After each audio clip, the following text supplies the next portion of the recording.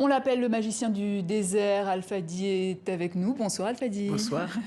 13e édition donc, du FIMA, le Festival international de la mode africaine. On en parle dans un instant, mais d'abord, on va essayer d'en savoir un peu plus sur vous avec ce portrait signé Laure de Matos et Clément Aline. Merci beaucoup. Ah, mais c'est très bien. Tu vois, c'est V. C'est superbe. Alfadi est toujours entre deux avions. Il vit entre Paris, Washington et Casablanca. Mais revient toujours à Niamey dans cet atelier où tout a commencé il y a 40 ans. C'est ici, aux côtés de ses petites mains, qu'il continue de concevoir ses prototypes. C'est une veste qui est en train d'être coupée là, dans cette matière-là, le terra-terra. C'est la matière nigérienne de qualité que nous travaillons depuis 30 ans. Le terra-terra, mais aussi le bogolan malien, le basin, le wax, mais de fabrication africaine. Alfadi n'utilise que des matières premières du continent. Les coupes, elles, se veulent occidentales pour plaire au plus grand nombre. Ça, c'est une collection complètement inspirée du peuple touareg, du peuple nomade, pour mettre le voile touareg en chemise pour l'été. Et ça, c'est produit dans des pays où la femme l'utilise comme voile. Comme le mlekfe au niveau de la Mauritanie que je prends, où on fait des grands boubous traditionnels pour le coton qu'on a utilisé. Un homme européen porte une couleur comme ça sans problème, une couleur encore mieux, sans problème. Alfadi dessine lui-même, et ce serait rare dans le milieu de la mode. Une collection par an. Des tenues d'hiver et d'été, du prêt-à-porter haut de gamme et de la haute couture, avec l'obsession de mettre toujours en valeur les savoir-faire locaux, surtout d'Afrique francophone. La haute couture, c'est d'abord francophone. Je suis désolé. Les meilleurs créateurs aujourd'hui sur ce continent, c'est des créateurs francophones. Ceux qui font de la haute couture, ceux qui font un travail de qualité, c'est des créateurs francophones. Les créateurs anglophones n'ont même pas de matière première pour travailler. Alfadi aime à dire qu'il habille les premières dames africaines, les princesses, les stars.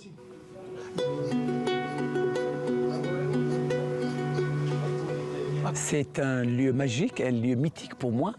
C'est là où j'ai organisé la 2e édition du FIMA en 2000, il y a 20 ans. Le FIMA, l'œuvre de sa vie qu'il compte bientôt relancer. Alfadi, l'infatigable, regrette la frilosité des investisseurs qui empêchent la mode africaine de décoller. À 64 ans, celui que l'on surnomme le magicien du désert veut laisser une trace. Son rêve, bâtir une école supérieure de la mode et des arts chez lui, à Niamey. Voilà, Alfadi, l'œuvre de votre vie est relancée cette année.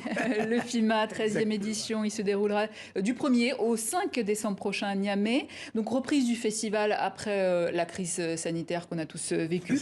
Qu'est-ce que vous prévoyez cette année? Nous voulons faire vivre l'art, nous voulons faire ouvrir nos frontières. Nous voulons démontrer que la culture peut aider au développement. L'après-Covid est très important. On a un président nouveau, qui est le président Bazoum, qui est extrêmement extraordinaire, qui se bat pour l'éducation et pour la culture et pour l'art. Nous organisons après-demain la 3e conférence de presse du festival à l'UNESCO. Donc nous prévoyons réellement de donner une dimension à la mode nigérienne, parce que nous allons dédier la première nuit au Niger, dans les 8 régions qui vont fêter. Nous allons faire le film dans un stade, où nous allons pouvoir faire reconstruire le désert, les chameaux, les ânes, avec tout l'esprit désertique.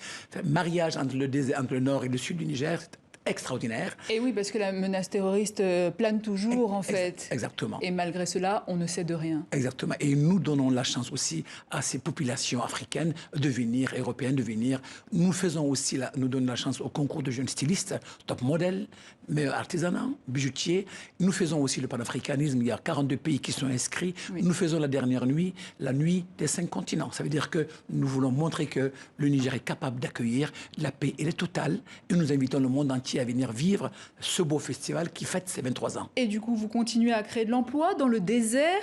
Et quand on gagne de l'argent, les tensions disparaissent. C'est vous qui le dites. Exactement. Ça veut dire qu'on pense que la crise, on pense que les guerres, c'est vrai, parce que quand on n'a pas les moyens, on est obligé de se battre. Mais quand on gagne de l'argent, qu'on crée de l'emploi par rapport à la bijouterie, parce que le désert, c'est la bijouterie, c'est la maroquinerie, c'est l'histoire des peuples nomades, ils gagnent de l'argent et les tensions disparaissent. Et ils deviennent complètement humbles, ils ont envie de vivre. C'est ce que nous voulons faire. Et nous voulons absolument donner la chance à ces jeunes et assez grand du désert, d'être humble et de donner la paix au monde entier et de continuer à travailler et de rester dans notre continent. Alors justement, Alfadi, on voit vos créations qui sont magnifiques, on les connaît, ces créations. Merci beaucoup. On les a vues dans le sujet de l'or également, le terra-terra, le basin, le bogolan malien, le wax de fabrication africaine, autant de tissus que vous utilisez, vous habillez même des stars avec, qui se font derrière accusées d'appropriation culturelle quand elles sont non africaines. Qu'est-ce que vous en pensez de cette notion? Nous disons uniquement que l'Afrique a des valeurs et que le textile africain doit être africain. On ne peut pas absolument aller faire du textile dans des pays européens en disant que ces textiles sont africains. Non, nous voulons que l'industrie culturelle et l'industrie textile africaine se fassent sur le continent. Oui, mais quand ces stars portent des tissus africains, elles sont accusées d'appropriation culturelle. C'est le nouveau truc. Mais pour moi, je crois que appropriation culturelle, non. Ces stars portent pour essayer de porter, donner une bonne visibilité par rapport à la création africaine. J'ai habillé Madonna pour ses 60 ans, et dans les matières premières africaines. Je crois que c'est une manière de pouvoir dire qu'elle a encouragé l'initiative de la création africaine. Une manière de dire que toutes les grandes stars que moi j'habille, c'est une appropriation culturelle, c'est une manière de montrer que, pour moi, c'est positif. Amener l'Afrique à pouvoir être reconnue, amener le monde à faire comprendre que l'Afrique aussi est un continent créatif, est un continent les créateurs africains doivent être reconnus mondialement aujourd'hui, comme les créateurs européens. Une manière de montrer que réellement que l'Afrique est un continent où nous devons absolument se battre avec les politiciens et les financiers à s'investir sur cette industrie créative, très important. Dernière question, il nous reste 1 minute, Alfadi. Vous aviez ce projet de créer une école supérieure de la mode et des arts à Niamey. Où en est ce projet? On est en train de le faire, extraordinaire. Le terrain est acquis. Le président a posé la première pierre en novembre dernier. Le projet est en train de se faire, la première école supérieure de la mode et des arts, qui est une institution et une école de référence qui est en train de se faire. Nous avons voulu ouvrir en novembre prochain, ça veut dire le mois prochain, mais à cause du FIMA, nous allons pouvoir le faire en janvier prochain dans des très bonnes conditions. L'école est une réalité. L'éducation pour nos jeunes est une chose qu'il faut faire pour stabiliser la jeunesse dans le domaine de la création, et nous demandons réellement aux partenaires financiers de s'investir fortement dans le domaine de la création. L'école se fera, on se battra pour ça. Et nous avons la chance d'avoir un président qui croit. Parce que le président Bazoum, aujourd'hui, c'est son ambition réellement, c'est de dire que l'éducation est une priorité pour notre continent et surtout pour le Niger.